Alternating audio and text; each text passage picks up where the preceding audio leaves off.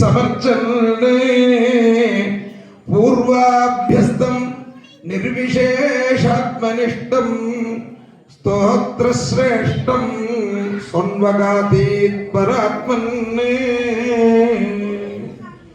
எம்பெருமான் பிரம்மோத்சவத்தினுடைய 6வது தினம் இன்றைய தினம் யான வாகனத்து மேல யானை மேல் அழகனாக ராஜாவாக பிரகாசிக்கக்கூடிய ஒரு சன்னிவேசம். ஐராவதமே யானையாக இங்க இருக்கிறதாக சாஸ்திரம். இதனால சதுர்தந்தம் நமாமியகம்னு 4 தந்தத்தோட கூடின வெள்ளை கலர் யானை. இப்ப நம்பூர் யானை மாதிரி கருப்பு யானை இல்லை, வெள்ளை யானை. இந்திரன் தன்னுடைய வாகனத்தை பெருமாளுக்கு சமர்ப்பிச்சு தாங்கள் ஒரு வாட்டி ஏறி திருவீதி விழா வந்தோடனே தான் எடுத்துக்கிறதாக. அதுதான் பாவமே. தேவர்கள்லாம் தன்னுடைய வாகனத்தை பெருமாளுக்கு அர்ப்பணிச்சு பெருமாள் ஏறி இறங்கினோன்னு இப்ப பெரிய பெரிய குருநாதர் அப்பா அது மாதிரி ஒரு கார் வாங்கினோம்னா முதல்ல அப்பாவை ஏற சொல்லி பார்த்துட்டு தாத்தாவை ஏற சொல்லி பார்த்துட்டு குருநாதருக்கு சமர்ப்பிச்சுட்டு இப்படிதான் நம்ம சம்பிரதாய வழக்கம். அது மாதிரி தேவர்களுக்கெல்லாம் தலைவனாக தேவாதி தேவனாக பகவான் இருக்கிறதுனால தன்னுடைய ஹம்ச வாகனத்தை பிரம்மா கொடுத்து அவர் நடத்துற உற்சவம் தானே இது பிரம்மோத்சவம்னு. பிரம்மனா கிருதம் இதம், பிரம்மா பண்ணக்கூடிய உற்சவம் இது. அதனாலதான் பிரம்மோத்சவம். ஒரு பெரியவர் கூட கேட்டார், பிரம்மோத்சவம்னா வேத பாராயணம் இருக்கிறதுனால பிரம்மோத்சவம் பிரம்மம்னு வேதத்துக்கு பேர் இல்லையா, அப்படி வருமா அப்படின்னா வாஸ்தவம். அது வேத பாராயணம் இல்லாம கோவில்ல உற்சவமே பண்ணக்கூடாது. வேதம் இல்லாம உற்சவம் பண்ணா அது உற்சவம் ஆகாது. அது எல்லா உற்சவத்துக்குமே அங்கமா வேதம் சொல்ற. அது மாத்திரம் இல்லாம அத்தியனோத்சவம்னு தனியா ஒரு உற்சவமே சொல்ற. வேத பாராயணோத்சவம்னே பேரு, சமீப் பிரகரணோத்சவம், அத்தியனோத்சவம்னு பேரு. அதுதான் இப்ப நாம அத்தியனோத்சவம்னு மார்கழி மாசத்துல எல்லாம் பண்றோம். அதுக்கு தனியா ஒரு உற்சவம் கொடுத்ததுனால இந்த பிரம்மோத்சவம்ங்கிறது சதுர்முக பிரம்மாவால பண்ணக்கூடிய உற்சவம். பெருமாளுக்கு ஆராதனை பண்ணி இந்த ஆராதனை பிரசாதமா இருக்கக்கூடிய ஹபிஸை உருண்டையா உருட்டி பலி சாதிக்கணும். தோயம் புஷ்பம் பலிம் ததாமி அப்படின்னு பிரம்மணய நமஹ இந்திராய நமஹான்னு எல்லா அதுக்களையும் பலியை சாதிச்சு எந்த காரியத்தினால தேவர்களுக்கெல்லாம் பலம் உண்டாகிறதோ அந்த காரியத்துக்கு, அதனாலதான் அதற்கு பலின்னு பேருங்கிறார். தேவர்களுக்கெல்லாம் பலம் எதனால உண்டாருதுன்னா பெருமாளுடைய நிவேதன பிரசாதத்தை பலியா கொடுக்கறதுனால அவளுக்கெல்லாம் பலிகாட்சிகள்னு பேரு. அதுவும் என்னென்ன நிவேதன பிரசாதத்தினால என்னென்ன பலன்னு சொல்லும் பொழுது இந்த மகாபூத பீடம்னு பேர். இந்த பெரிய பலிபீடம் இருக்க ஆலயங்கள் எல்லாம் இருக்க திரஸ்தம்பத்துக்கு முன்னாடி அந்த பூத பீடத்துல வச்ச அன்னத்தை சாப்பிட்டா அந்த குழந்தை பயந்துட்டு அழறது, ஆகாரம் இல்லாம இருக்கு, சாப்பிட மாட்டேங்கிறதுங்கிறாலே அந்த மாதிரி தோஷங்கள்லாம் நிவர்த்தி ஆயிடுதுல. ஏன்னா குழந்தை பயந்துட்டு அழறதுங்கிறதே இந்த பூத பிரேத பிசாசத்தினுடைய சேஷ்டை தானே. அப்ப அவளுக்கு வச்ச அன்னத்தையே கொஞ்சம் பிரசாதமா ஒரு வில்ல கொடுத்தேன்னு சொன்னா அவளுக்கு அந்த மாதிரி தோஷங்கள் நிவர்த்தி ஆயிடும். ஜெயார்த்தியா ஜெயம் வேணும்னு விரும்புறவன் துர்கா பிரசாதத்தை ஸ்வீகரிக்கணும், துர்க்கைக்கு நைவேத்தியம் பண்ண பிரசாதத்தை ஸ்வீகரிக்கணும். புத்தார்த்தி புத்திரன் வேணும்னு நினைக்கிறவன் கருடனுக்கு நிவேதனம் பண்ண பிரசாதத்தை ஸ்வீகரிக்கணும்னு ஒவ்வொரு நிவேதனத்துக்கும் அதை பிரசாதமா ஸ்வீகரிக்கிறதுக்கு ஒவ்வொரு விதமான பலஸ்ருதி சொல்றார். அது பிரம்மாவுக்கு முதல் பலி சாதிக்கிறதுனாலே இந்த உற்சவம் பிரம்மா நடத்துற உற்சவம் பிரம்மோத்சவம்னு முதல் நாள் ஹம்சவாகனத்துல பெருமாள் வீதி உள்ளார். இப்படியே வரும்பொழுது இன்னைக்கு 6ஆம் நாள் உற்சவத்துல பெருமாள் யானை மேல இந்திரன் சமர்ப்பிச்ச ஐராவத வாகனத்துல பெருமாள் திருவீதி உற்சவம் கண்டருள்ளார். பெருமாள் இந்த யானை மேலேயே ரொம்ப வாஞ்ச. அதனாலதான் பக்தியா துதோஷ பகவானே கஜயூதவாயாங்கிற இந்த பக்தியை சொல்லும் இடத்துல பூரா பிரகலாத சுவாமி யானைக்கு நீ அனுகிரகம் பண்ணியே, யானைக்கு அனுகிரகம் பண்ணியேங்கிறார். ஏன் யானைக்கு சொல்றாருன்னா நாமெல்லாம் யானை மாதிரி மாட்டிட்டு இருக்கோம்.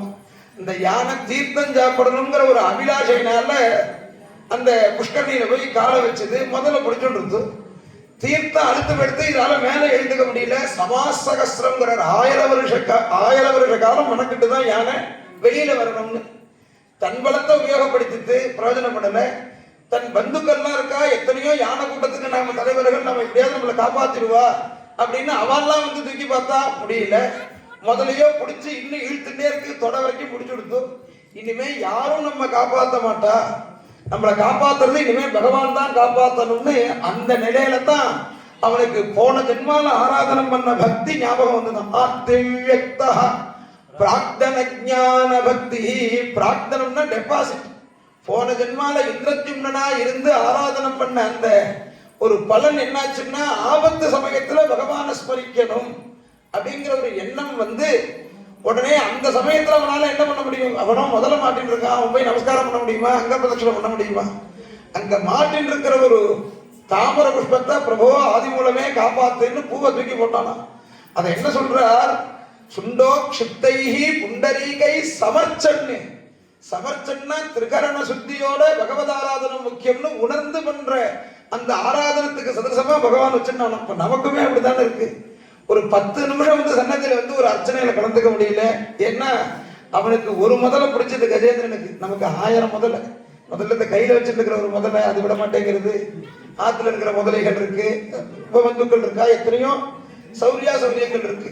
அதாவது இது எத்தனைக்கு எத்தனை ஹிதமோ அத்தனைக்கு எத்தனை சத்துரு. மணி எண்ணெய்னு பார்ப்போம்னு ஓப்பன் பண்ணா ராத்திரி 1 மணிக்கு மணி எண்ணெய் எடுத்துட்டு தூக்கி பார்த்தா 3 மணி வரைக்கும் பார்த்துட்டே இருப்பாங்க. அது அப்படி ஆகர்ஷிக்கிறது இந்த வஸ்து.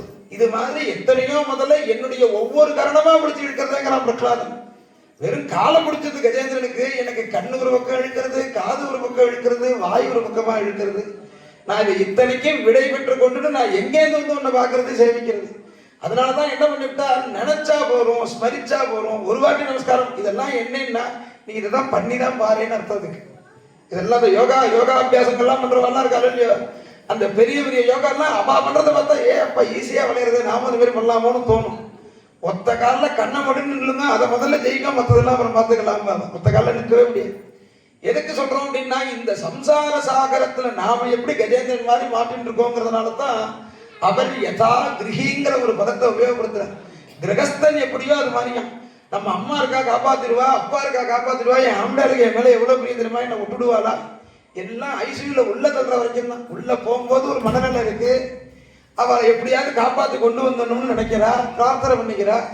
அவன் ஒரு 10 லட்சம் 15 லட்சம் கபலீகரம் பண்ண ஆரம்பிச்சுட்டான்னு வச்சுக்கோ, அதுக்கப்புறம் இருக்கிறத சேவை பண்ணிக்கணுங்கிற எண்ணம் வந்துடும். அவர் நல்ல செய்தி சொல்ல மாட்டேங்கிறேன்னு சொல்ற வார்த்தை, போனோன்னு கேட்கிற அன்னைக்கு சொல்ற வார்த்தைக்கு குழப்பாரான்னு அர்த்தம். 4 நாள் கழிச்சு இதே வார்த்தை சொன்னார்னா நல்ல செய்தி சொல்ல மாட்டேங்கிறேன்னா எப்ப கிளம்புவார்னு சொல்லும்போது அர்த்தம். அப்ப கூட இருந்த அப்பா, அம்மா, மனைவி, குழந்தைகள் எல்லாருமே ஒரு கட்டத்துக்கு மேல அவரால் பார்க்க முடியலன்னா இடத்த காலி பண்ணா சரின்னு நினைக்க ஆரம்பிச்சிடுவாங்க. அது கஜேந்திரனுடைய சரித்திரம் தான் சொல்றது. அதுதான் சொல்றாருங்க. அப்பேற்பட்ட கஜேந்திரனுக்கு அப்படி பூர்வ ஜென்மத்தில் இப்படி இந்திரஜும்னா இருந்து அவளுக்கு பூவை போட்டு ஆராதிச்சிருக்கான். அவனுக்கு அப்படி கஷ்டம் எதுக்கு வந்ததுன்னா நாராயண பட்டத்திரி சொல்றார், சாந்தியர்த்தம் ஸ்ராந்தி தோசி ஸ்வகானாம். தன்னை சேர்ந்த பக்தர்களுக்கு ஒரு சோதனை கொடுத்தாதான் யதார்த்தம் என்னன்னு புரியுங்கிறதுக்காக இந்த சோதனையை கொடுத்தாராம் கஜேந்திரனுக்கு. 1000 வருஷ காலத்துக்கு அப்புறம் பெருமாள் கருடாரூடனா வந்து அந்த கருடாரூடனா வந்த பெருமாள் மேல தாமரப்பூவை தூக்கி போட்டு அதை சுவாமி ஏத்துட்டு அவனுக்கு பரமானுகிரகம் பண்ணினார் அப்படின்னு கஜேந்திர மோட்ச சரித்திரம் சொல்றது. அதனாலதான் யானை மேலேயே பெருமாளுக்கு ரொம்ப அபிமானம் ஜாஸ்தி. எந்த இடத்துல பக்தியை சொன்னாலும் ஆழ்வார்களோ மற்ற ஆச்சாரியர்களோ அத்தனை பேரும் அந்த கஷ்ட காலத்துல பகவானை உபாசிச்சு க்ஷேமத்தை அடைஞ்சா நமக்கு சதிருசம். யானைன்னா நாம எப்படியோ அதே மாதிரி தான் யானைங்கிறதுனால தான் யானைக்கு எத்தனை ஒரு உயர்வு கொடுக்கிறார். எங்க வீகானத சாஸ்திரமும் யஸ்யத் விரத வக்த்ராத்யாக பாரிஷத்யா பரசதம் விக்னம் நிக்னந்தி சததம் விஸ்வக்சேனம் தமாஸ்ரய. விஷ்ணு சஹஸ்ரநாமத்துல சொல்றோமே, விஸ்வக்சேனரை பத்தி சொல்ற ஸ்லோகம் இது. சேனை முதல்வர்னு பேரு. இவருக்கு என்னன்னா பரிஷதர்கள் மட்டும் ஆயிரக்கணக்கான யானை தான் பரிஷதர்கள். பாரிஷதர்கள் சொல்றது அந்த பரிவாரம் என்னன்னா யஸ்யத் விரத பத்ராத்யாக பாரிஷத்யா பரசதம். விக்னம் வந்து தடுக்கிறது இல்லை, விக்னம் கிளம்பும் பொழுதே தடுக்கிறது. பெரிய பெரிய பதவியில் இருக்க அரசாங்க பதவியில் இருக்கிறவா வரான்னா அவன் வரத்துக்கு 3 நாளைக்கு முன்னாடியே ஊர்ல யாராவது திருட இருந்தான்னா ஸ்டேஷன்ல முடிச்சு போட்டு விடுறான். ஏன்னா இவன் ஏதாவது 7.5 கொடுத்துட போறாங்கிறதுக்காக அவன் ஜெயில போடுற மாதிரி விக்னம் கிளம்புறதுக்கு முன்னாடியே விக்னம் நிக்னந்தி சததம் விஸ்வக்சேனம் தமாஸ்ரயேன்னு சேனை முதல்வருடைய திருநாமம் அது.